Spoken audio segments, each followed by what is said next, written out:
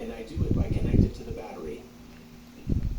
And now Alternator principle. I measure a voltage. And what happens if I supply the rotor with a lower Today is voltage battery than this battery? 5 June 2025. Thursday. Well, it still works, but I Tapos measure a suggest lower pasado na. voltage. Nanonood na In fact, YouTube. since the alternator cannot choose its speed of rotation, Today is June it will 5, vary the voltage of the 2025. rotor in order Thursday to have the evening. correct voltage at the Tapos output may of the pasado na. stator. 9:30. Now I can show you Is the the alternator diagram of principle. the internal parts of the alternator. Alternator, ayun. I will introduce Stator, the parts rotor, in a row, and then I dial will bridge. show you how to test them independently. Ayun ay 5 June First, here is the 2025. regulator. It is supplied by the Thursday. battery, and it supplies the rotor here. Regulator. When the ignition pin has a positive voltage, it Ignition. adjusts the rotor voltage in order to have about 14 volts at the battery. 14.2 When volts. the ignition pin is not supplied, the regulator does not supply the rotor at all, and the alternator does not work, and that is a normal behavior. It is Normal just behavior. disabled. Moreover, when the rotor turns, it is powered by brushes shown here.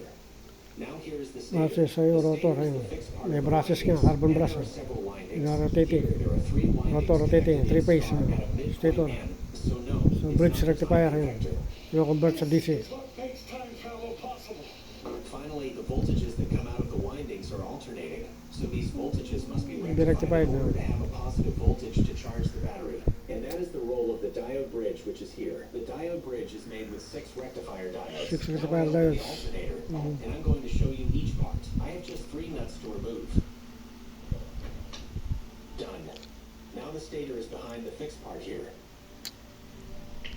And you can see the end of the rotor here, which is supplied by copper slip rings. Copper slip rings. The diode bridge is the big black part here.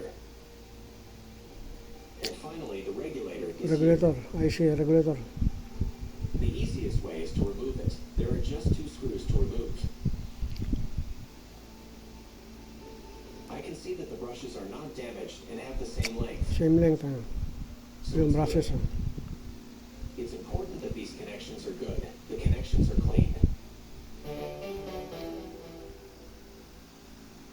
A very simple first thing to do is to check that the rotor winding is not cut, that it is not in short circuit, and that it is well connected to the slip rings. To do that, I put my multimeter in ohm meter mode, and I measure the resistance between the 2 slip rings. I can't read the value immediately, and it's normal because the windings have a strong inductive effect. I measure about 3 ohms. It's good, it is a correct value. 3 Now I'm ohms. sure that the rotor winding is well connected to the slip rings and that it's not cut.